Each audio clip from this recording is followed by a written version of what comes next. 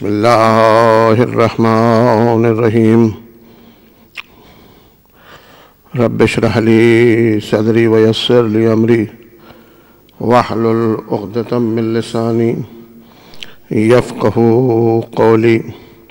یا اللہ، الحمدللہ الذی کلت الالسن عن غایت صفتہ والعقول عن کنہ معرفتہ وتواضعت الجبابرۃ لہیبتہ وعنت الوجوہ لخشیتہ وانقاد کل عظیم لعظمتہ.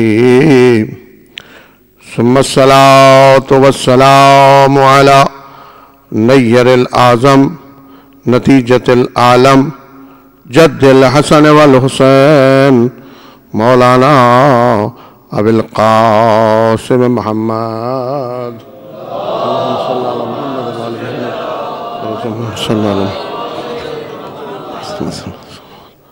وآلہ الطیبین الطاہرین المعصومین الراسخین فی العلم والدین.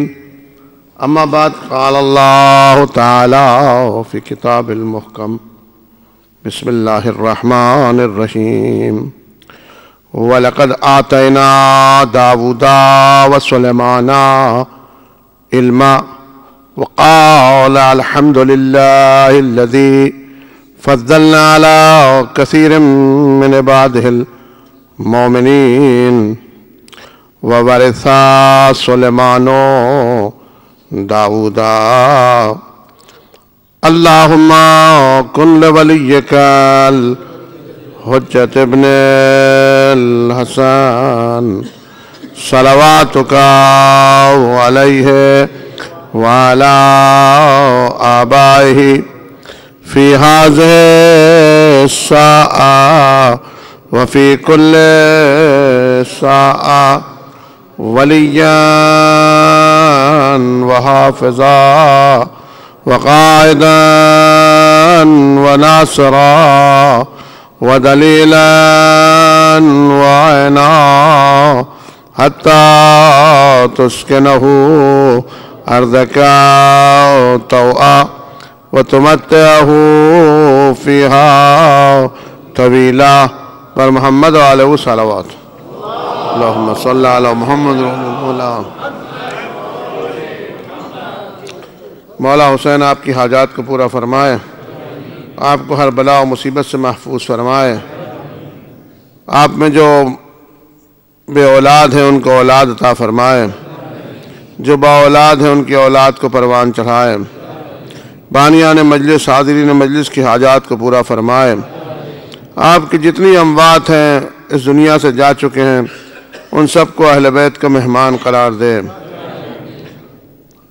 ہمیں اور آپ کو دنیا میں امام رضا علیہ السلام کی زیارت نصیب فرمائے، آخرت میں امام رضا کی شفاعت نصیب فرمائے. ہم اور آپ دنیا میں رہیں تو ولایت علی کے ساتھ، اور دنیا سے اٹھائے جائیں تو محبت حسین کے ساتھ. میرے عزیز دوستو، ہماری آپ کی ایک گفتگو کہ امام حسین علیہ السلام یا معصومین، ہمارے 14 معصومین کس طریقے سے وارث ہیں انبیاء کے. یہ گفتگو ہم نے آپ کی خدمت میں عرض کی کہ کیسے وارث ہیں، جبکہ امام حسین علیہ السلام میں اور آدم علیہ السلام میں ہزاروں سال کا فاصلہ ہے، اور آدم علیہ السلام کے امام حسین علیہ السلام مستقیم بیٹے بھی نہیں. ابن آدم کہہ سکتے ہیں، لیکن اولاد آدم میں آدم کے بیٹے دوسرے تھے. اور جب ہماری میراث بٹتی ہے تو وہ بیٹوں سے، باپ سے بیٹوں کو ملتی ہے. تو حسین مستقیم بیٹے تو نہیں ہیں. پھر حسین علیہ السلام یا امیر المؤمنین کون سے وارث ہیں کہ جو کہا جاتا ہے زیارت وارثہ میں کہ السلام علیک یا وارث آدم صفوت اللہ، اے آدم صفی اللہ کے وارث، تجھ پہ سلام ہو.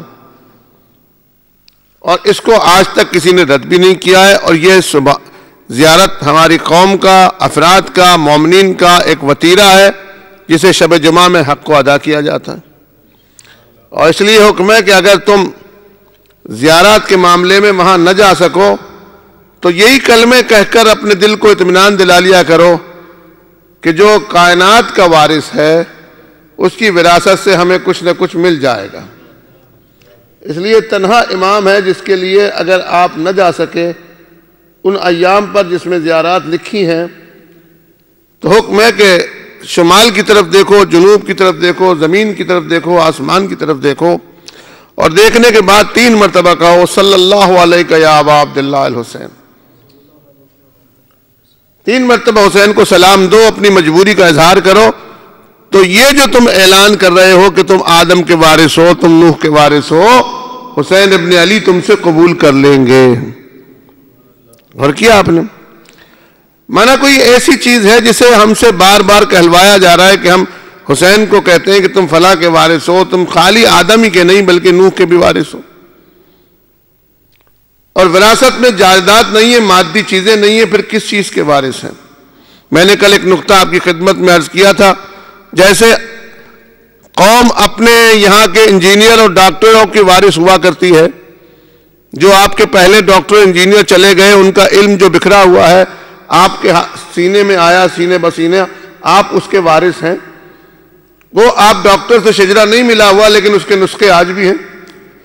وہ حکیم سے آپ کا کوئی شجرہ نہیں تھا لیکن حکیم کے نسخے آپ کے پاس ہیں، آپ ان کے وارث ہیں۔ ایسے ہی عرض کیا کہ جتنا انبیاء کا علم کائنات میں بکھرا، آل محمد اس سب علم کے وارث ہیں،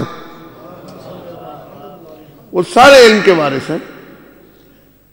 اور وراثت کو خدا نے قرآن میں کہا کہ ہم نے داؤد کا وارث سلیمان کو بنایا۔ یہ جو آیت میں نے آپ کی خدمت میں سورہ مبارکہ نمل کی کئی دن سے پڑھ رہا ہوں کہ سلیمان کو داؤد کا وارث بنایا، جبکہ سلیمان کے ساتھ اور بھی بیٹے تھے، وہ بھی وارث بن سکتے تھے داؤد کے، اور وہ وارث تھے۔ تو مانا نہ زمین میں وارث تھے، نہ جائیداد میں وارث تھے، اور نہ نبوت میں وارث تھے، نہ خلافت میں وارث تھے۔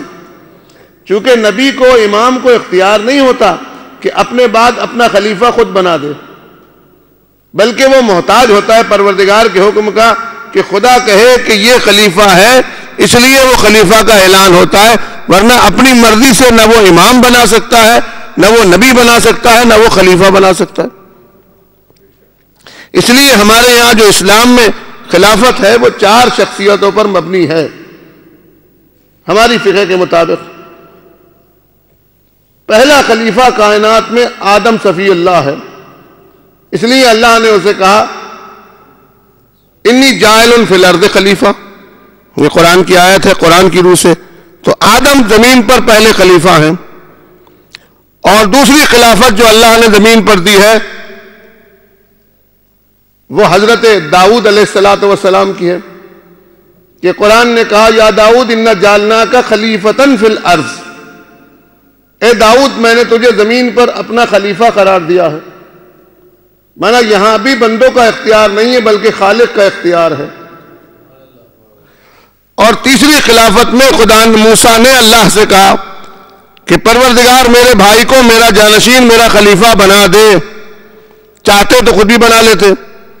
تو اللہ کے حکم سے موسیٰ نے کہا یا ہارون اخلفنی، تو میرا خلیفہ بن جا۔ اور چوتھی خلافت جو ہے ہمارے یہاں وہ پیغمبر سے اللہ نے غدیر میں کہا کہ ان لم تفعل فما بلغت رسالتا، اگر آج تو نے اسے نہیں بنایا تو میری رسالت کا کوئی کام ہی انجام نہیں کیا۔ اور کیا آپ نے؟ تو یہ 4 خلافتیں ہیں۔ اب آدم خلیفہ ہے، اس کا تو وارث حسین نہیں ہے، تو اللہ خود بنا رہا۔ پھر حسین ابن علی علیہ السلام کس چیز کے وارث ہیں؟ یہ کل میں نے آپ کی خدمت میں عرض کیا تھا کہ وہ جو ایکسٹرا چیزیں خدا انبیاء کو دیتا ہے نبیوں میں پہچانوانے کے لیے، ان میں حسین کو وراثت ہے۔ مثلا آدم کو علم سے پہچانوایا کہ آدم علیہ السلام کے پاس پہلی مرتبہ علم کا غلبہ رکھا، ورنہ انسان کو اللہ نے 4 چیزوں سے بنایا ہے، آپ بہتر سمجھتے ہیں۔ اس کو عناصر اربع کہتے ہیں۔ ایک کا نام ہے آگ، دوسرے کا نام ہے پانی اور تیسرے کا نام ہے مٹی۔ یہ جو فرشتوں نے کہا تھا کہ پروردگار ایسے کو بنا رہا ہے جو زمین پہ فساد برپا کرے گا، ان کو معلوم تھا کہ یہ چاروں ایک دوسرے کی ضد ہیں، اس لیے جہاں پر بھی آگ کا غلبہ ہوتا ہے وہاں پر ابو لہب و ابو جہل سامنے آتے ہیں، اور جہاں پر پانی کا غلبہ ہوتا ہے وہاں پر نفاق سامنے آتا ہے۔ آپ نے دیکھا آگ میں یہ ہے کہ وہ ہر ایک کو جلا دیتی ہے، اپنے کو بھی جلا دیتی ہے، پرائے کو بھی جلا دیتی ہے، اور پانی میں یہ ہے کہ وہ نفاق رکھتا ہے۔ جہاں پانی کا غلبہ ہوتا ہے وہاں انسان منافق کہلانے لگتا ہے۔ آپ دیکھیں سمندر میں جواہر تو نیچے ہیں اور کوڑا کرکٹ اوپر ہے، مری ہوئی مرغابی کے پر کوڑا کرکٹ یہ سمندر میں اوپر ہے، اور جب نیچے جائیے تو جواہر موجود ہے۔ اور منافق کسے کہتے ہیں کہ ظاہر کچھ ہے اور باطن کچھ ہے۔ جب پانی کا غلبہ ہو انسان پر تو نفاق کی منزل میں آ جاتا ہے، جب آگ کا غلبہ ہو تو غضب کی منزل میں آ جاتا ہے۔ تیسری چیز کون سی ہے؟ ہوا۔ تین چیزیں ہیں نا، تیسری چیز ہے ہوا۔ ہوا میں یہ طاقت ہے کہ وہ بھاگتی ہے، تکبر ہے۔ جس جگہ ہوا بھر جائے وہاں متکبر ہو جاتا ہے۔ آپ دیکھیں فٹ بال آپ نے دیکھی ہے، میں تو کھیلتا نہیں، کھلاڑیوں کو دوست رکھتا ہوں، لیکن یہ کہ فٹ بال کے کھلاڑی آپ دیکھیں ایک بال ہوتی ہے اس کو سب ٹھوکریں مارتے ہیں۔ کیوں ٹھوکریں مارتے ہیں اس کو سب؟ کہ اس میں ہوا بھر گئی۔ خالی کے تو کوئی ٹھوکر نہیں مارتا نا، مانا جس جگہ پر بھی تکبر کی ہوا بھر جائے کبھی اس کے پیر میں جا کے گرتا ہے، کبھی اس کے پیر میں جا کے گرتا ہے۔ اور کیا آپ نے اس لیے کہا کہ تکبر، ہوا تکبر لے آتی ہے، اور آج ادھر ہے کل ادھر ہے۔ اس لیے جب بھی کبھی انسان پہ غلبہ ہو جاتا ہے ہوا کا، وہ میدان چھوڑ دیتا ہے، نماز چھوڑ دیتا ہے، بھاگ جاتا ہے۔ یہ انسان کی خصوصیات ہے، ملائکہ نے یہ کہا تھا۔ اس لیے ملائکہ نے یہ کہا کہ ایسے کو بنا رہا ہے جس میں یہ چیزیں ہیں، لیکن اللہ نے اس میں ایک ایسا عنصر رکھا ہے جس کا نام ہے تراب۔ اس لیے اس نے کہا تھا انی عالم ما لا تعلمون، جو میں جانتا ہوں تم نہیں جانتے۔ یہ جو علم کی بات کی اپنے خدا نے کہ مجھے اس کا علم ہے، ٹھیک ہے پانی میں نفاق ہے، لیکن جب تراب کے سامنے آئے گا تو رک جائے گا۔ ٹھیک ہے ہوا میں فراری ہے، لیکن اگر مٹی کی تراب کی دیوار بن جائے گی تو اسے روک دے گی۔ ٹھیک ہے آگ میں غضب ہے، لیکن تراب اگر اس کے اوپر آ جائے گی تو وہ ٹھنڈی پڑ جائے گی۔ جب تراب آ کر ان تینوں کو ٹھنڈا کر سکتی ہے تو ابو تراب کیوں نہیں ٹھنڈا کر سکتا؟ اور کیا آپ نے؟ اس لیے مولا کائنات کو خطاب ہی ابو تراب ہے۔ تراب کو جہاں چاہے لے آئیے آپ وہاں پہ، اور جہاں پر دیکھیے تراب کا غلبہ ہو گیا تو آپ دیکھیے عجیب مسئلہ ہے۔ جہاں ہوا کا غلبہ ہوا وہاں تکبر آیا، اور جہاں تراب کا غلبہ ہوا وہاں انکساری آتی ہے۔ کس قدر منکسر مزاج ہے، کس قدر متواضع ہے۔ تو تراب میں تواضع ہے، تو جب تراب میں تواضع ہے تو ابو تراب میں کتنی تواضع ہوگی؟ اور کیا آپ نے؟ اور جیسے ہی ہوا کا غلبہ ہوا تکبر کی آوازیں آنے لگی۔ انسان جتنا بڑھتا جاتا ہے اتنا اس میں تکبر زیادہ ہوتا جاتا ہے، اور یہ روکنا بڑا محال ہے سرکار۔ دیکھیے جو زمین پہ جس کے پیر نہیں ہے وہ متواضع ہے، یعنی تراب سے نزدیک ہے۔ میں آپ کو فائدے بتا رہا ہوں تراب سے نزدیک ہونے کے۔ اس کے پیر نہیں ہے جو بیٹھا ہے وہ بہت متواضع ہے کیونکہ تراب سے نزدیک ہے۔ پیروں سے چلنا ہے، تھوڑا سا کھڑا ہوا تو اس کے مقابل میں متکبر ہے جو پیر نہیں ہے، کھڑے ہو کے چل رہا ہے، تراب سے دور ہوا ذرا سا تو تکبر ہو رہا ہے۔ پھر وہ آدمی جو سائیکل پہ جا رہا ہے وہ پیدل کے مقابلے میں متکبر ہے کہ تم کیا پہنچو گے، ہم ابھی پہنچ جائیں گے 5 منٹ میں۔ اور آگے بڑھا، تکبر تھوڑا تراب سے ہٹا، تراب سے دوری ہوئی، تکبر بڑھ گیا۔ اسی طریقے سے وہ آدمی جس کے پاس ہونڈا ہو اس پہ جا رہا ہے تو سائیکل والے کے مقابلے میں متکبر ہے، ابھی ہم پہنچ جائیں گے، تم کیا پہنچو گے، 2 منٹ میں پہنچتے ہیں۔ اسی طریقے سے تراب سے اور محفوظ ہوا تو بند گاڑی میں آ گیا، پجیروں میں آ گیا۔ اب یہ پجیروں والا اس ہونڈے والے کے مقابلے میں متکبر ہے کہ یہ کیا گاڑی ہے، گاڑی تو یہ ہے. دیکھیے تراب سے محفوظ ہوا، تکبر زیادہ آیا. اور یہ چوتھی منزل یہ آئی کہ اس ہونڈا اور یہ پجیرو کو چھوڑ کر اب وہ بیٹھ گیا ہوائی جہاز میں. تو تراب سے جو دور ہوا تو اور زیادہ تکبر ہو گیا. اور کیا آپ نے یہ کیا پہنچ سکیں گے، ہم 1 منٹ میں پہنچ جائیں گے. اچھا جتنا جتنا تراب سے دور ہو رہا ہے اتنا اتنا تکبر زیادہ ہو رہا ہے، اور جتنا جتنا تراب سے قریب ہے اتنا اتنا متواضع زیادہ ہو رہا ہے. اسی طریقے سے ہلاکت بھی ہے. جتنا نیچے چلنے والا بغیر پیروں کا گرے گا تو وہ دیر میں مرے گا، سائیکل والا گرے گا تو اس سے زیادہ جلدی چوٹ لگے گی، اور ہونڈے والا گرے گا تو اس سے زیادہ ہوگا، اور کار والے کا ایکسیڈنٹ ہوگا تو آدھا بچے گا اور آدھا رہ جائے گا. اور اگر ہوائی جہاز والا گرا، خدا بتانا چاہتا ہے کہ اگر تراب سے دور ہو جاؤ گے تو اتنی ہلاکت ہے، اگر کوئی ابو تراب سے دور ہو جائے گا تو اس کی حالت کیا ہوگی. اور کیا آپ نے، اس لیے اللہ نے فرشتوں سے کہا کہ انی عالم ما لا تعلمون. اچھا یہ تو ریجیکٹ کر دیا کہ یہ خلیفہ میں بشر جس کو میں بنا رہا ہوں اس میں تراب کا عنصر رکھا ہے، اور وہ جب بھی غالب آ جائے گا وہ ہمیشہ انسان متواضع رہے گا. تو جب ایک تراب کا عنصر آ کر انسان کو متواضع بنا دیتا ہے، اس لیے ولایت امیر المومنین رکھی ہے. چونکہ علی کا خطاب ہی ابو تراب ہے تو علی آ کر کتنا متواضع بنا دیتا ہے. آپ دیکھتے ہیں اپنے امام کی زندگی کس قدر متواضع زندگی ہے، اور جتنے بھی علی سے منسلک لوگ ہیں سب کی زندگی متواضع ہے. جتنے تراب سے دور ہیں سب کی زندگی میں تکبر ہے. لوگوں نے یہ سمجھا ہے کہ مال کما کر ہم اپنی زندگی کو آگے بڑھا لیں گے اور بہت کچھ بن جائیں گے. مال سے کچھ بھی نہیں بنتا. آج میں شاہ صاحب سے یہ عرض کر رہا تھا، ابھی کل کی بات لاتا ہوں اس کو وصل کر دوں گا. آج میں عرض کر رہا تھا کہ لوگ یہ سمجھتے ہیں کہ مال میں لذت ہے، نوٹ کما لو بڑا لذت ہے. نہیں سرکار، مال میں لذت نہیں. ہمارے بہت بڑے عالم گزرے آیت اللہ احمد نراقی، اس نے کتاب لکھی معراج السعادہ، بڑی پیاری کتاب. اس میں اس نے لکھا ہے کہ انسان کے پاس اللہ نے 4 چیزیں رکھی ہیں، عقل ہے، شہوت ہے، غضب ہے اور وہم ہے، اوہام ہے، وہم ہے. اس نے کہا کہ شہوت، غضب اور عقل اور وہم یہ سب چیزیں لذت اور غضب کی نشانیاں ہیں. مثلا جو شہوت ہے اس میں انسان کو لذت ہے، اور جو غضب ہے اس میں انسان کو لذت ہے. کھانے میں لذیذ کھانوں کو کھاتا ہے، بے مزہ کھانوں کو نہیں کھاتا، لذت ہے نا. لیکن اس نے لکھا آیت اللہ احمد نراقی نے کہ یہ انسان کی غلط فہمی ہے. کھانے میں مزہ ہے ہی نہیں، کھانے میں لذت ہے ہی نہیں. دلیل اس کی پتہ ہے کیا دیتے ہیں وہ عالم؟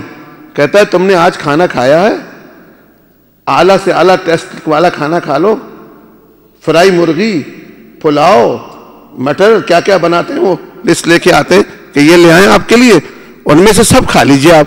اور پھر تھوڑی دیر بعد پھر وہی لسٹ لے آئیں کہ آئیے پھر کھا لیجئے. تو آپ بتائیے کھانے میں اگر لذت ہے تو دوبارہ کیوں نہیں کھا لیتے؟ کھانے میں لذت ہے تو دوبارہ اس کو کیوں نہیں استعمال کرتے؟ وہی کھانا ہے، دوبارہ پھر کھا لیجئے.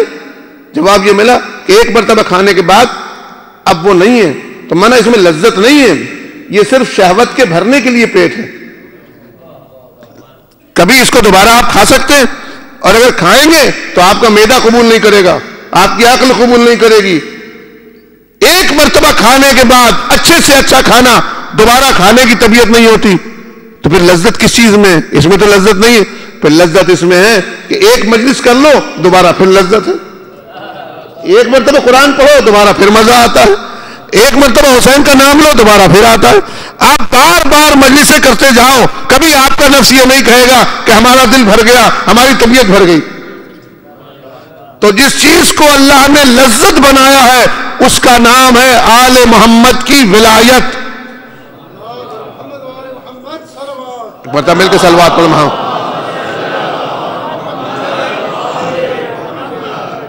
اس ولایت کو اس طریقے سے سمجھا کے رکھا ہے کہ اس ولایت کو تمہاری اس لیے رکھا ہے کہ اس میں سارے انبیاء کی ولایتیں ہیں.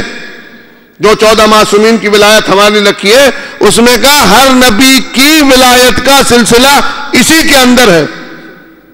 کل آپ کی خدمت میں یہ بات عرض کی تھی کہ ملائکہ نے اللہ سے کہا کہ پروردگار ہم کافی ہیں، تو آواز آئی میرے پروردگار کی طرف سے کہ اچھا اگر تم اپنے قول میں سچے ہو تو انبئونی باسماء ہؤلاء، تم ان ہؤلاء کو بتاؤ۔ یہی بات چھوڑی تھی نا، حسین اس کا وارث ہے، انبئونی باسماء ہؤلاء، تم ہؤلاء کو بتاؤ۔ تو جب آدم سے کہا آدم تم اب ان کو بتا دو، آدم نے لکھ کے نہیں بتایا بورڈ پہ، آدم نے الفاظ نہیں بنائے، آدم نے ڈکٹا نہیں کرائی، آدم نے تھیوری پیش نہیں کی۔ ایک ہے پریکٹیکل، ایک ہے تھیوری۔ تھیوری سے اتنا سمجھ میں نہیں آتا جتنا پریکٹیکل سے سمجھ میں آتا ہے۔ تھیوری کا فائدہ اس وقت میں ہوتا ہے جب پریکٹیکل ہو۔ ہمارے پاس قرآن تھیوری کی شکل میں ہے، پریکٹیکل اس وقت میں ہوگا جب آل محمد کا وجود ساتھ آ جائے گا۔ اور کیا آپ نے ساری چیزوں میں یا تھیوری ہے یا پریکٹیکل ہے۔ فرشتوں کے پاس تھیوری تو تھی لیکن پریکٹیکل نہیں تھا۔ پریکٹیکل کو اللہ نے آدم کے ذریعے دکھوایا تو کسی کاغذ پہ نہیں دکھایا، کاغذ پہ تو تھیوری ہے۔ میں نے کل مثال دی تھی آپ کی خدمت میں، پانی کو پانی لکھا 3 جگہ، پانی پانی پانی پانی، تو کیا پانی تک پہنچ گئے؟ نہیں، اس کی تو سبیل الگ بنی ہوئی ہے۔ یہ لکھنے والا پانی اور ہے، پینے والا پانی اور ہے۔ وہ پانی جو آپ کی پیاس ہو جائے گا، نہ وہ لکھا جا سکتا نہ وہ سمجھا جا سکتا، اس کے عنصر اور ہیں، اس کے اور ہیں۔ اس میں پینسل استعمال ہوئی ہے، اس میں خشکی ہے، اس میں تری ہے، یہ اور ہے وہ اور ہے۔ اسی لیے کہا قرآن صرف تھیوری کی شکل میں ہے، جب تک آل محمد نہیں آتے اس کا پریکٹیکل ہوتا ہی نہیں ہے۔ اور کیا مثال دوں گا آپ کی خدمت میں، پھر یہ ہؤلاء کی طرف لاؤں۔ عجیب بات ہے میرے سرکار، قرآن کا یہ دعویٰ ہے سیرت بہ الجبال قطعت بہ الارض کلما بہ الموت۔ یہ قرآن تو وہ ہے جس سے پہاڑ چلائے جاتے ہیں نہیں جاتے ہیں، اور مردوں کو زندہ کیا جاتا ہے۔ اگر کسی کو پتا ہو جائے کہ قرآن زندہ کر دیتا ہے مردے کو، تو قبرستان میں قرآن پڑھنا چھوڑ دیں کہ ابھی پڑھا اور ابھی زندہ ہوا۔ یہاں ہمارے سسٹم یہ ہو گیا ہے کہ جہاں مردہ ہوتا ہے وہاں قرآن پڑھتے ہیں۔ تو قرآن کا تو دعویٰ یہ ہے نا کہ مردوں کو زندہ کرتا ہے، پھر یہ زندہ کیوں نہیں کر رہا؟ کیوں نہیں کرتا بتائیے؟ اتنے بڑے بڑے قاری قرآن پڑھ رہے ہیں۔ دیکھیے عجیب بات ہے، وہی بات کہ خلیل اللہ کا دوست ہے، لیکن اس کا معنی یہ نہیں کہ اللہ بھی خلیل کا دوست ہو۔ دوستی کا معیار اللہ نے حبیب و محبوب پہ رکھا ہے، وہ اس کا حبیب وہ اس کا محبوب، لیکن خلیل پہ نہیں رکھا ہے۔ قاری قرآن پڑھنے والا ہے، قاری قرآن کا دوست ہے، لیکن اس کا معنی یہ نہیں کہ قرآن بھی قاری کا دوست ہو۔ قاری قرآن کے ساتھ ہے، لیکن اس کا معنی یہ نہیں کہ قرآن بھی قاری کے ساتھ ہو۔ کبھی آپ بھی سنیں گے اچھا کیوں نہیں ہے؟ قاری قرآن کے ساتھ ہے، قرآن نہ پیغمبر نے معرفی نہیں کی، پیغمبر نے کبھی نہیں کہا، قاری کی تعریف کی ہے، لیکن یہ نہیں کہا کہ قاری قرآن کے ساتھ ہے، قرات کر رہا ہے، میں بھی کر رہا ہوں، میں قاری ہوں، لیکن اس کا معنی یہ نہیں ہے کہ قرآن بھی میرے ساتھ ہو۔ پیغمبر نے کہا جس کے ساتھ ہے وہ اور ہے، اس لیے کہا ایک قاری تو وہ ہے کہ جو قرآن کے ساتھ ہے، قرآن اس کے ساتھ نہیں ہے، اور ایک قاری وہ ہے کہ جو قرآن اس کے ساتھ ہے وہ قرآن کے ساتھ ہے۔ اس لیے کہا علی المال قرآن والقرآن مع علی، علی قرآن کے ساتھ ہے، قرآن علی کے ساتھ ہے۔ یعنی کیا؟ یعنی قرآن لفظی طور پر پریکٹیکل ہے، تھیوری ہے، اس کا لفظی معاملہ کیسے ہو، پریکٹیکل کیسے ہو، کس طریقے سے انجام ہو؟ قرآن پہاڑ کو چلا رہا ہے، کہہ رہا ہے مجھے پڑھو، پہاڑ چلنے لگے گا، تو چلتا کیوں نہیں پہاڑ؟ آپ چلا کے دکھا دیجئے پہاڑ، آپ ہلا کے دکھا دیجئے۔ دیکھیے اگر یہ نہ ہو ہؤلاء تو قرآن کا پریکٹیکل کوئی کر ہی نہیں سکتا۔ میں آپ کی خدمت میں ایک مثال دیتا ہوں، ایک سلوات پڑھوں تو آپ کو مثال دوں۔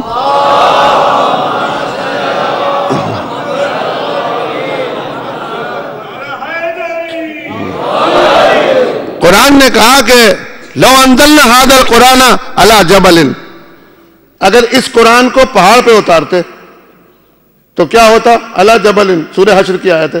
اس آیت کی خوبی یہ ہے کہ اسے آپ الارم نہیں لگائیں، اسے لگا دیں۔ الارم نہیں لگائیں اپنے گھر میں، اٹھنا ہے نا آپ کو، تجربہ کر لینا، اس کو پڑھ کے سو جاؤ ایک مرتبہ، لو انزلنا ھذا القرآن علی جبل لرأیتہ خاشعا متصدعا من خشیۃ اللہ تلک الامثال نضربها، اور والذی لا الہ الا ہو، پوری آیت پڑھتا ہوں آپ کے خدمت میں، یہ آخر آیت تک ہے، اس کو آیت کو پڑھ کے سو جائیں اور یہ کہیں مجھے 3:45 بجے آنکھ کھل جائے، آپ کی 4:45 بجے کھل جائے گی۔ آپ اس کو تجربہ کر لینا، میرا تجربہ ہے، وہ آنکھ کھل جائے گی، لیکن اٹھے نہ اٹھے یہ آپ کی اپنی مرضی ہے۔ ہاں، کیونکہ اٹھنا آپ کا نماز شب کے لیے اٹھنے کے لیے آیت بہت مفید ہے، وہ اٹھنا کیوں اٹھ کے سنیں گے، آنکھ کھلے گی لیکن بدن میں چونکہ معصیت ہوگی تو نہیں اٹھنے دے گی۔ اس لیے گھڑی لگانے کی ضرورت نہیں ہے، قرآن کی گھڑی لگا دو، فوراً اٹھا دے گا۔ لو انزلنا ھذا القرآن علی جبل، اب دیکھیے اس آیت کا ترجمہ، اگر اس قرآن کو ہم جبل پہ اتارتے تو یہ دیکھتا کہ خاشعا متصدعا، ایک تو یہ ہوتا کہ قرآن کی اترنے سے پہاڑ میں خشیت آ جاتی، اور دوسرا پریکٹیکل یہ ہوتا کہ متصدع ہو جاتا، ٹوٹ جاتا، پھٹ جاتا۔ دو چیزیں ہوتی نا، سرکار آدمی کو پڑھا کے تو خاشع بنا سکتے ہیں، پتھر کو پڑھا کے خاشع نہیں بنا سکتے۔ خدا نے کہا قرآن میں طاقت اتنی ہے کہ پتھر کو خشیت میں لے آئے گا۔ خشیت سے آنے مراد کیا ہے؟ خشیت وہ ہوتی ہے کہ اندر سے بولے۔ کہیں بھی اس آیت کا پریکٹیکل نہیں ہے اگر پیغمبر کی ذات نہ آئے کہ کیسے قرآن خاشع ہوتا ہے، کیسے پہاڑ خاشع ہوتا ہے۔ جب یہ کہا کہ قرآن معجزہ ہے، کوئی اس کا عملی دعویٰ ہے، تو پیغمبر نے پتھر ہاتھ میں اٹھائے کنکریاں اور ان کو بند کر کے مٹھی جو کھولی تو اب وہ پتھر پڑھ رہا تھا لا الہ الا اللہ محمد رسول اللہ۔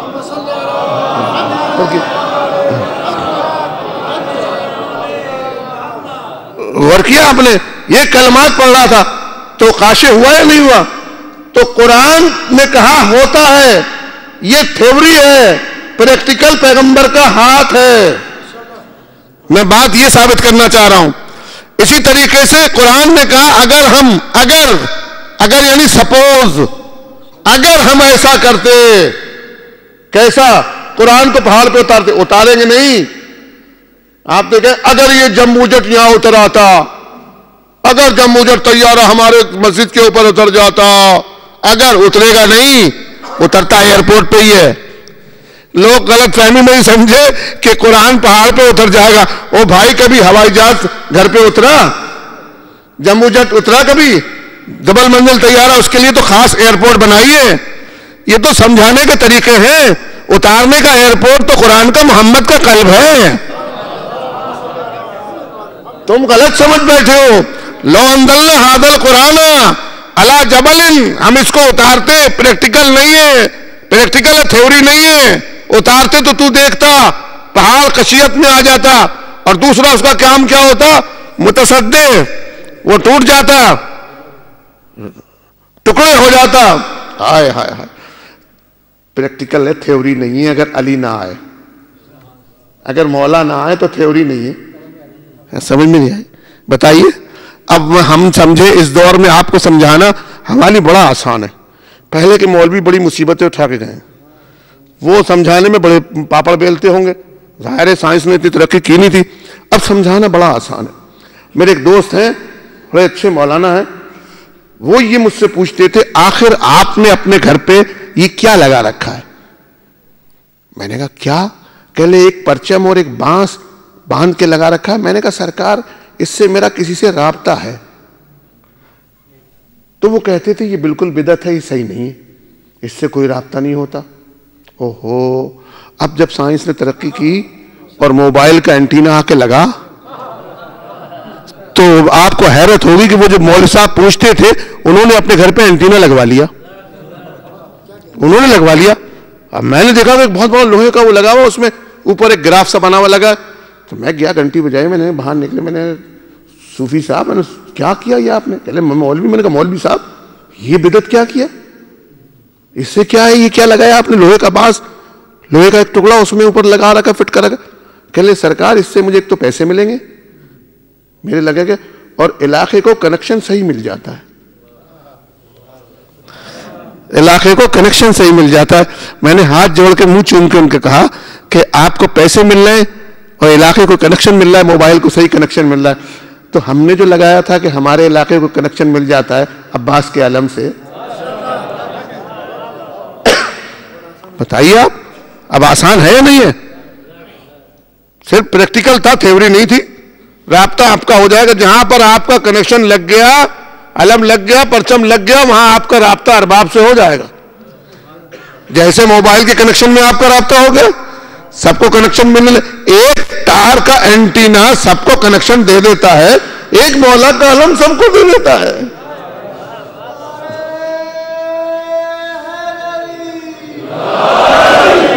ایسے ہی سرکار بڑا مسئلہ ہے، میں آپ کو کیسے عرض کروں، اپنے کم علمی کی بنا پر بڑا مسئلہ تھا کہ یہ جو کہا گیا کہ پریکٹیکل کوئی ہو تھیوری کے ساتھ ساتھ. تو اب آج کل کے زمانے نے بڑی ترقی کر لی. میں گیا ایئرپورٹ پہ تو وہاں پر ایک بند کمرے میں ایک شخص بیٹھا تھا اور باہر ایک لائن لگی ہوئی تھی، اس میں لکھا ہوا تھا انظر الی الخط الاحمر، لال خط کی طرف دیکھو. دیکھا لال خط ہے، اس کا معنی کیا؟ اس سے آگے نہیں بڑھ سکتے. ہم پیچھے کھڑے ہو گئے. ایک بند کمرہ تھا، اس میں ایک آدمی بیٹھا تھا. میں نے کہا یہ تو کمرہ بند ہے، اس میں جاتے کدھر سے ہیں؟ اس کا تو کوئی جگہ ہی نہیں جانے کی. بہت غور سے میں نے دیکھا، کہیں جگہ نہیں. تھوڑی دیر میں اس نے مجھے بلانا چاہا تو اس کے پاس اندر ایک بٹن لگا ہوا تھا، اس نے دبایا اور ایک دروازہ بن گیا. اب میں اندر چلا گیا. جیسے ہی میں اندر گیا اس نے پھر بٹن دبا دیا، وہ دروازہ بند ہو گیا. اب میں دیکھنے لگا کہ یہ دروازہ ہے کدھر؟ یہ تو دیوار میں در بنا ہے، یہ تو دیوار میں در بنا ہے. اور دیوار کا قانون یہ ہے کہ جب پھٹتی ہے ٹوٹتی ہے تو خاک گرتی ہے. ان سے جواب یہ ملا کہ یہ آٹومیٹک معاملہ ہوتا ہے، اس میں امر کو داخل ہوتا ہے، بجلی الیکٹرک کو داخل ہوتا ہے اور یہ دیا جاتا ہے اس کے حق میں جس کا گھر ہے، جو اندر بیٹھا ہے. وہ جسے چاہے بلا لے، جسے چاہے نہ بلائے، جسے چاہے بلا لے، جسے چاہے نہ بلائے. تو اس نے مجھے بلانا چاہا، میں اندر داخل ہو گیا. اب دوسرا آیا تو اس کے لیے دیوار ہے اور میں گیا تو میرے لیے در ہے. جب میں نکلنے لگا تو پھر اس نے بٹن دبا دیا، وہی دروازہ کھل گیا، میں واپس نکل کے چلا گیا. یہ کیا چیز ہے؟ یہ پریکٹیکل ہے. قرآن نے یہ تو کہہ دیا تھا کہ ہم اس کو پہاڑ پہ نازل کرتے تو پہاڑ ٹوٹ جاتا، لیکن اس کا تھیوری تھی، پریکٹیکل نہیں تھا. اگر فاطمہ بنت اسد کعبے میں نہ جائیں، بی بی کعبے میں نہ آئے، آپ بتائیں. سب نے لکھا دیوار میں در پڑ گیا، دیوار شک ہو گئی. شک ہونے والی دیوار مٹی گرتی ہے. کسی نے مٹی اٹھائی کعبے میں آ کے، گری ہوئی مٹی کو اٹھایا. قرآن نے کہا نہیں نہیں، اگر قرآن اترتا تو متصدع ہو جاتا، ٹکڑا ہو جاتا. یہ آیت اگر فاطمہ بنت اسد کعبے میں نہ جاتی تو تھیوری ہوتی، پریکٹیکل نہیں ہوتا. مانا بتانا یہ چاہتے ہیں کہ قرآن لفظی طور پر لکھا ہوا تھیوری ہے، آل محمد اس کا پریکٹیکل ہے.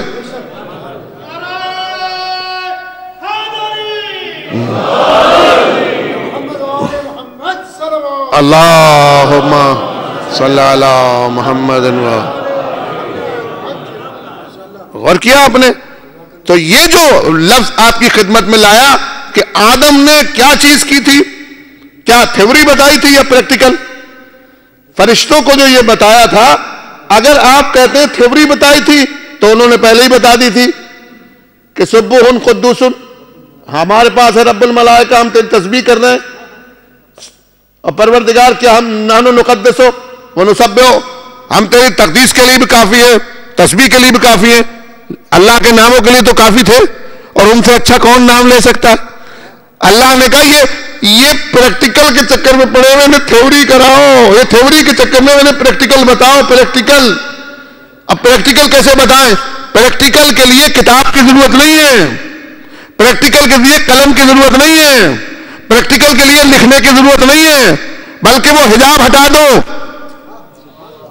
وہ حجاب ہٹا دو. فرشتے پریکٹیکل کے ذریعے، تھیوری کے ذریعے اللہ کے ناموں تک پہنچ گئے تھے، لیکن اس کی جو مجموعہ صفات ظاہر ہوں ان شخصیت تک نہیں پہنچے تھے. کہ آدم تم انہیں بتا دو. آدم نے ان کے سامنے سے حجاب ہٹا دیے. اب کیا دیکھا؟ اصل میں وہ حقیقت دیکھی تو فوراً اعلان کیا پروردگار لا علم لنا الا ما علمتنا. ہمارے پاس تو علم ہی نہیں ہے، اللہ اور ہے، وہ اور تھے،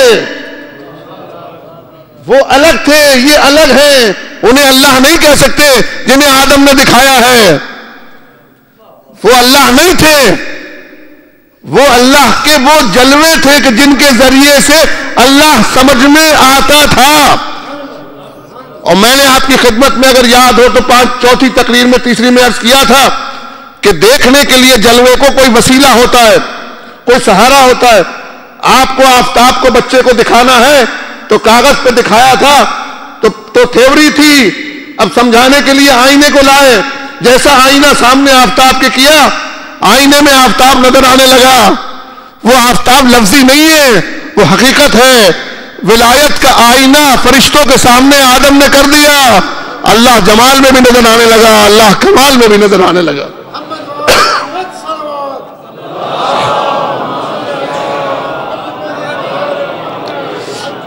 تو کل 3 باتیں آپ کی خدمت میں عرض کی تھی کہ فرشتوں سے آدم نے کہا انبئونی باسماء ہؤلاء، بتاؤ یہ ہؤلاء کون ہے.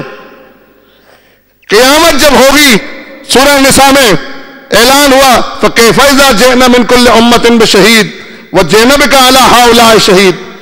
ہم ساری امت کے شہیدوں کو لائیں گے، شہید سے مراد گواہ. ہم ساری امت کے انبیاء کو لائیں گے اور ان کو ان کی امت پہ گواہ بنائیں گے، اور ان ہؤلاء کو انبیاء پہ گواہ بنائیں گے. تو جو ابد میں بھی تھے، ازل میں بھی تھے، ابد میں بھی ہیں، درمیان میں کہاں ہیں؟ درمیان میں پیغمبر نے چادر میں لے کر کہا اللہم ان ہؤلاء اہل بیتی. او میرے اللہ، یہ وہ ہؤلاء ہیں جنہیں ملائکہ کو علم نہیں، ملائکہ جن کا علم نہیں رکھ سکتے، جنہیں کوئی سمجھ نہیں سکتا، یا تو سمجھ سکتا ہے یا میں سمجھ سکتا ہوں. اللہم ان ہؤلاء اہل بیتی. کل ایک جملہ چھوڑ گیا تھا، آج اس کو پورا کرنا لازمی ہے. یہاں پر پیغمبر نے سب کے منصب بتائے. مجھے شاہ صاحب نے آج ایک بڑا اچھا جملے سے مستفید فرمایا، بڑا اچھا ہے. اس میں پیغمبر نے علی علیہ السلام سے یہ کہا، جو درجہ بتایا تھا کہ منصب ہے، کہا کہ یا علی صاحبہ لوائی. صاحبہ حوضی تو حسن کو کہا نا، شافع امتی حسین کو، یعنی حسین کا درجہ شافع امتی ہے اس لیے چادر میں ہے، اور حسن کا درجہ چادر میں ہونے کا سبب یہ ہے کہ صاحبہ لوائی ہے، صاحبہ حوضی ہے. اور علی کا درجہ جو چادر میں ہے وہ اس لیے ہے کہ علی صاحبہ، آپ بھی تو بولیں، صاحبہ لوائی ہے. مجھے شاہ صاحب نے بڑا اچھا جملہ بتایا، مجھے معلوم نہیں تھا. لوائی عربی میں کمانڈر ان چیف کو کہتے ہیں. کمانڈر ان چیف کو، جس کی کمان میں پوری فوج چلے.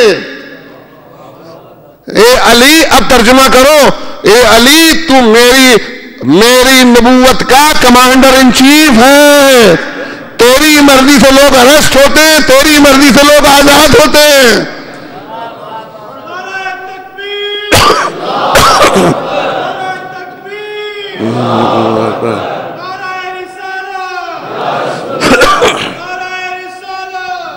صلی اللہ.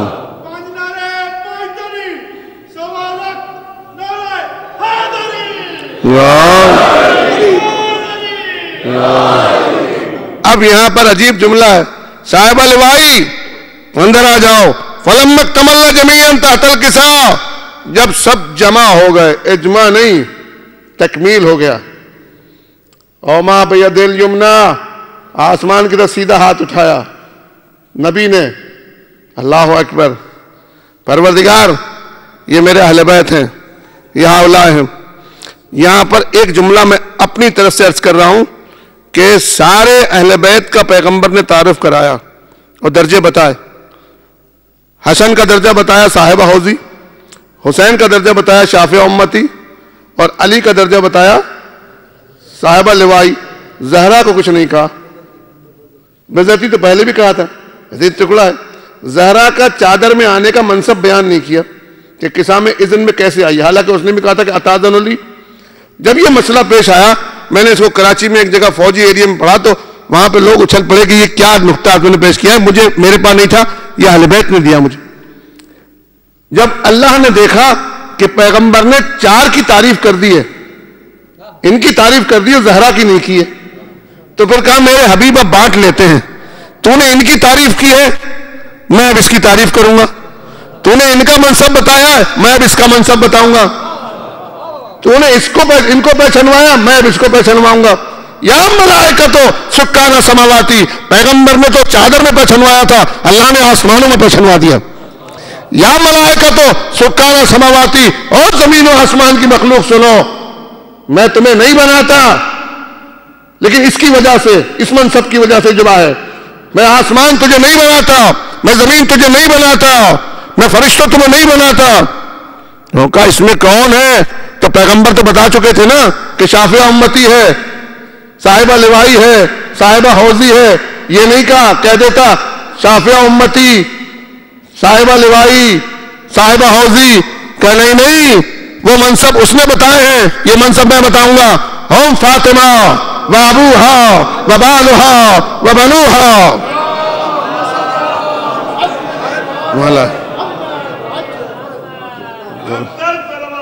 اللہم صلی علی محمد و آل محمد ذی الفرج. غور کیا آپ نے؟ ہم فاطمہ، تو بانٹ لیا کہ ان کی تعریف نبی نے کی ہے، اس کی تعریف اللہ نے کی ہے. اب پھر آئندہ پہ حدیث قصہ کو چھوڑوں گا کیونکہ اس میں بہت عجیب نکات ہیں، لیکن اتنا سا جملہ آپ کی خدمت میں عرض کروں کہ پیغمبر نے اس میں ہاتھ دعا کے لیے اٹھا کے کچھ جملے کہیں، وہ سنیے جو آپ روز پڑھتے ہو. یا علی ہمہ و غمہ فیہم محموم الا وفرج اللہ. ہے نا، یہی کہا ہے نا، علی اس قصہ کے پڑھنے والے کو، بیٹھنے والے کو ہم بھی دور ہو جائے گا، غم بھی دور ہو جائے گا. آپ یہ دیکھیں ہم اور غم میں بڑا فرق ہے. ایک ہوتا ہے خوف اور خشیت، ہے نا، خوف اور خشیت. خوف اور ہے، خشیت اور ہے. اسی طریقے سے رفع اور دفع ہوتا نہیں ہوتا ہے؟ میں واضح کر پا رہا ہوں نہیں؟ رفع اور دفع. جب جھگڑا ہو جاتا ہے تو آپ کیا کہتے ہو؟ رفع دفع کرو. سرکار کرتے نہیں کرتے رفع دفع؟ تو یہ آپ خالی یہی کیوں نہیں کہتے تھے کہ رفع کرو؟ یہ دفع کیوں لاتے ہو؟ یہ دفع کوٹ کی الگ ہے، یہ دفع گھر کی الگ ہے. کوٹ کی دفع وہ قانون ہے، یہ الگ دفع ہے. اچھا یہ رفع دفع کیا ہے؟ رفع اور دفع دو جملے ہیں، حالانکہ لغت کے لحاظ سے معنی ایک ہی ہے، دونوں کا معنی ہٹا دینا ہے، لیکن اصطلاحی لحاظ سے معنی میں فرق ہے. رفع کہتے ہیں دور کر دینے والے کو، بلند کر دینے والے کو، ہٹا دینے والے کو. رفع اللہ جیسے اچھے میں بھی استعمال ہوتا ہے، رفیع الدرجات. تو رفع کہتے ہیں کوئی جھگڑا ہو رہا ہے تو اس کو دور کر دیا، اس کو دور کر دینے کو رفع کہتے ہیں. اور دوبارہ جھگڑا نہ آئے اسے دفع کہتے ہیں. فرق کیا آپ نے؟ اس لیے دو جملے استعمال ہوتے ہیں، رفع کر دو، دفع کر دو. تو رفع تو یہ ہے کہ ابھی دوستی کرا دی، اور دفع یہ ہے کہ آئندہ خیال رکھنا اب ایسی بات نہ ہو. اور کیا نا آپ نے؟ جہاں پر دفع آ جائے وہاں پر کبھی جھگڑا آ ہی نہیں سکتا. ہم سے اللہ نے رزق کو رفع کیا ہے، اس لیے پڑھتے رفع ہونے حدث کے، دفع نہیں کیا ہے. آل محمد سے رزق کو اللہ نے دفع کیا ہے، تو ادھر کبھی رزق آ ہی نہیں سکتا. اسی طریقے سے خوف اور حزن ہے، خوف اور خشیت ہے. خوف کی تعریف یہ ہے کہ صورت سے پکڑا جائے. پولیس والا کیسے پکڑ لیتا ہے وہ غیب تھوڑی جانتا ہے. کبھی آپ نے دیکھا پولیس والا کھٹ سے مجرم کو پکڑ لیتا ہے؟ میں نے کہا کہاں سے پکڑا؟ آپ کو غیب کا غیب نہیں، میں نے اس کی صورت کی ہوائیں دیکھی، ہے نا. تو خوف ایسی چیز ہے جو صورت پہ باظاہر ہوتا ہے، اور خشیت وہ چیز ہے جو دل میں اندر ہوتی ہے. اس لیے خوف کو عام آدمی بھی پہچان لیتا ہے، لیکن خشیت کے پہچاننے کے لیے اللہ نے معصوم کو رکھا ہے، وہ اسے دیکھ کے بتاتا ہے.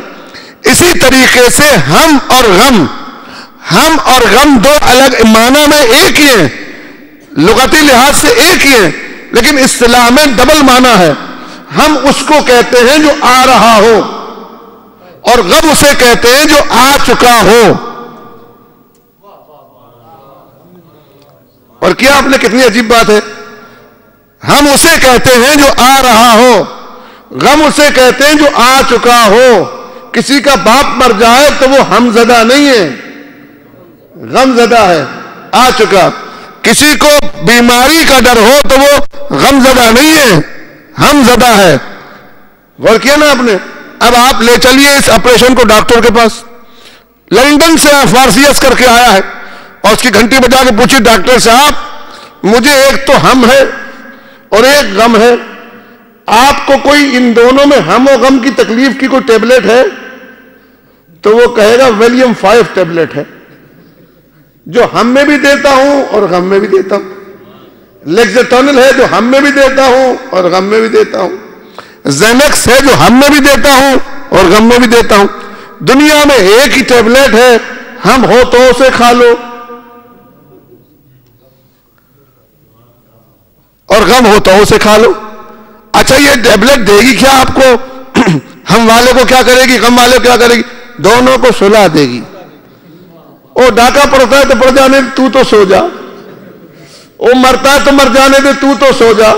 اس لیے بہت سے لوگوں کو غم والوں کو ٹیبلٹ کھلائی ہم والوں کو، تو ہم کی ٹیبلٹ کھا کے مر گئے. ان کا کام ہی یہ تھا کہ مارنا ہے.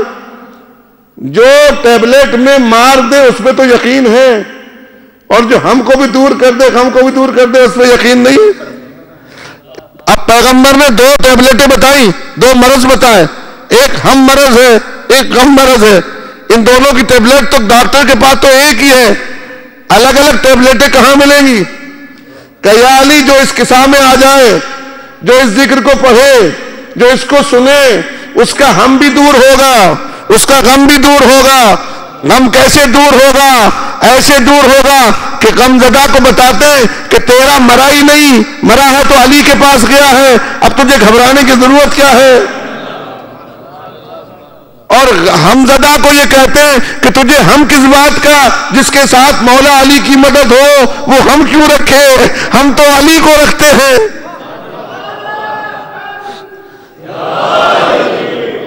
غور کیا آپ نے؟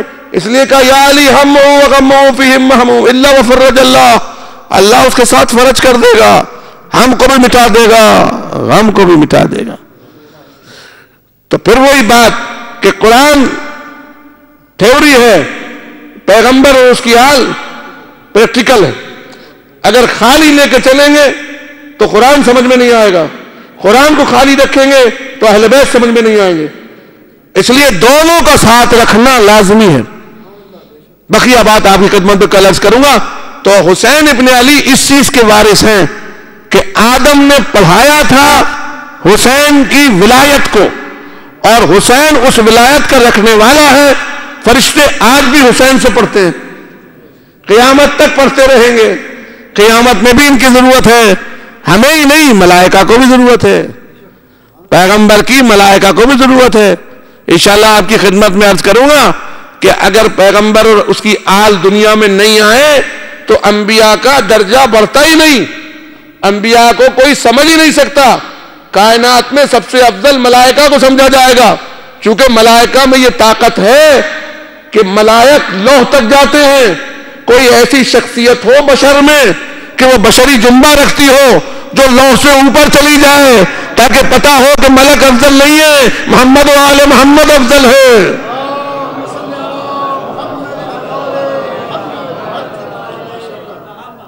لہذا حسین وارث ہے انبیاء کا. اور انبیاء کے ساتھ ساتھ ابھی میرے پاس وقت بھی بہت کم ہے، دن بھی بہت کم ہے، اس میں پیغمبر کا بھی وارث، تمام انبیاء کا، اور ہر چیز میں وارث. یہ وراثت جو ہے نا خالی آدم تک نہیں ہے، یعقوب کے غم کا بھی وارث، ایوب کے صبر کا بھی وارث. اور وارث سے مراد یہ نہیں کہ بتانا یہ کہ صبر ایوب کے پاس صرف تھیوری میں تھا، حسین کے پاس پریکٹیکل میں ہے۔ کوئی حسین سے زیادہ صبر کا اندازہ کوئی کر سکتا ہے؟ کوئی بیان کر سکتا ہے؟ اس کا ایک بیٹا سید الصابرین ہے۔ عجیب بات ہے کہ جب امام سجاد علیہ السلام نے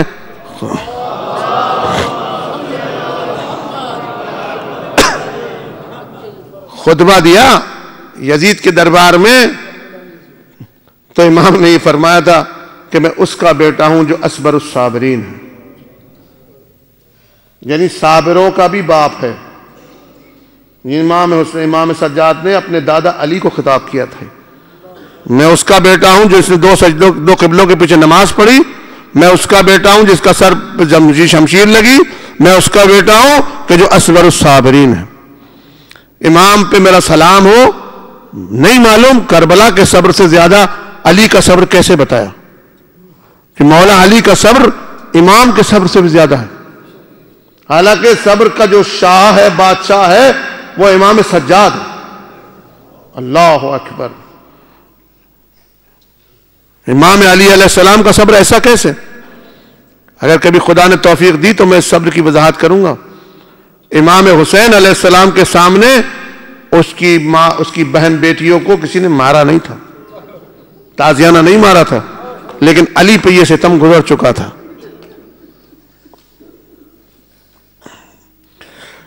اس قدر صابرائیں تھی یہ، انبیاء زینب کے مقابلے میں شرمندہ ہیں۔ جب بی بی شام سے چھٹ کے مدینے آئی نا، تو اس سے کسی نے پوچھا کہ تم زینب قید خانے شام میں کس کی مصیبت زیادہ یاد کرتی تھی؟ کون سی مصیبت تمہیں زیادہ رلاتی تھی؟ تو پتہ ہے بی بی نے کیا کہا؟ مجھے قید خانے شام میں اپنی ماں زہرا کی مصیبت زیادہ یاد آتی تھی۔ پوچھا بی بی زہرا کی مصیبت کون سی تھی؟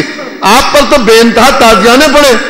کہا مجھ پر تازیانے پڑے تھے، میری کمر جھک گئی تھی مگر میری ماں کی پسلیاں ٹوٹ گئی تھی۔ جب وہ چلتی تھی کہتی تھی بابا صبت علیہ مصائب صبت علیہ انصرن لیالیا۔ میں نے کئی دن سے اس بی بی کا مصائب نہیں پڑھا تھا، سوچ رہا تھا زہرا کے نام کیسے لوں آپ کے سامنے۔ میرے عزیز دوستو، اگر کوئی عورت ہاتھ میں عصا لے کے چلے، بال سر کے سفید ہو جائے، تو آپ کہتے ہیں اس کا سن اتنا زیادہ ہو گیا۔ لیکن کربلا میں اور مدینے میں دو بیویاں ایسی گزری ہیں جو دیوار کا سہارا لے کے چلتی تھی، ہاتھوں میں عصا رکھتی تھی۔ پوچھو وہ کون سی بیویاں تھی؟ ایک کی عمر 18 سال کی تھی اور ایک کی عمر 4 سال کی تھی۔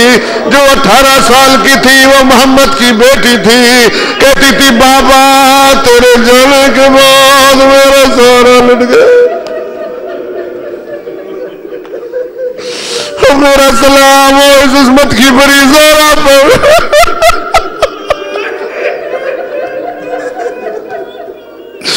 کہتی تھی بابا میں کیسے زندگی کروں، تیرے بعد مجھ پہ مصیبتیں اتنی پڑی، اگر دنوں پہ پڑتی تو وہ رات میں بدل جاتا۔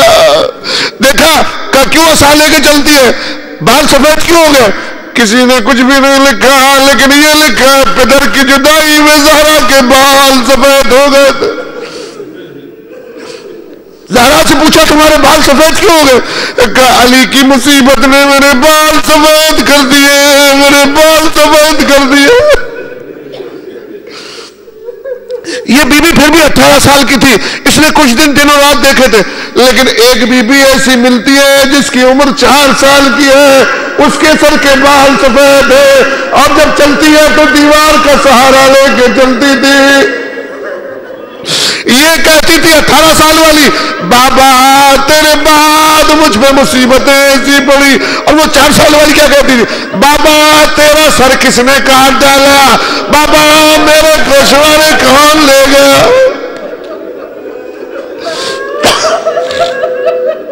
اور میرا سلام ہو سکینہ 4 سال کی قید خانے شام میں دیوار کا سہارا لے کے چلتی تھی۔ جب ہندا یزید کی زوجہ آئی، اس نے دیکھا 4 سال کی بچی بال سر کے سفید ہے، سہارا لے کے چل رہی ہے۔ پوچھا یہ کون سی بی بی ہے جو 4 سال کی عمر میں سہارا لے کے چل رہی ہے؟ کہا اس کے بابا کا سر جب اس کے سامنے آیا اس کے سیاہ بال سفید ہو گئے۔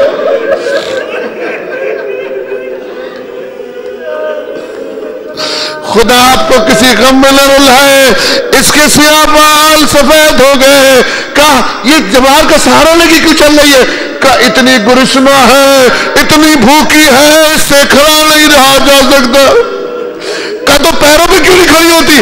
کہا اس کے پیروں میں اتنے کانٹے لگے ہوئے ہیں، اتنے آبلے پڑے ہوئے ہیں۔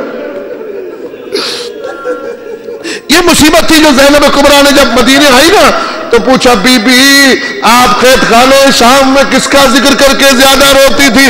فرمایا میں اپنی ماں زہرا کو زیادہ یاد کرتی تھی۔ کبھی بھی کیوں؟ کہا میرے تازیانے لگے تھے، میری کمر سے سیدھا نہیں ہوا جاتا تھا، میری ماں کی پسلیاں ٹوٹ گئی تھی، اس سے چلا نہیں جاتا تھا، نہیں معلوم 6 مہینے کیسے گزارے ہوں گے، نہیں معلوم کیسے گزارے ہوں گے۔ اللہ اکبر۔ ایک مصائب کا جملہ آپ کی خدمت میں اور کروں۔ کسی نے امام سجاد علیہ السلام سے کہا مولا سب سے افضل خاک کون سی ہے جس پہ سجدہ کیا جائے؟ آپ نے فرمایا کربلا کی خاک ہے۔ کہا مولا اس خاک سے بھی افضل کوئی خاک ہے؟ کہا ایک خاک اور ہے۔ یہ سننا تھا کہ امام نے رونا شروع کر دیا۔ کہا مولا آپ رو کیوں رہے ہیں؟ وہ کون سی خاک ہے؟ کہا وہ خاک وہ ہے جس میں میری دادی زہرا گر پڑی تھی، اس کی چادر پہ خاک لگ گئی تھی۔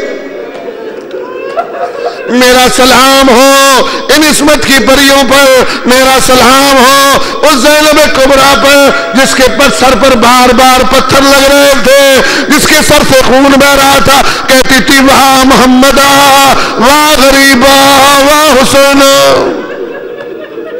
سیعلم الذین ظلموا ای منقلب ینقلبون۔ پروردگارہ جب ایمان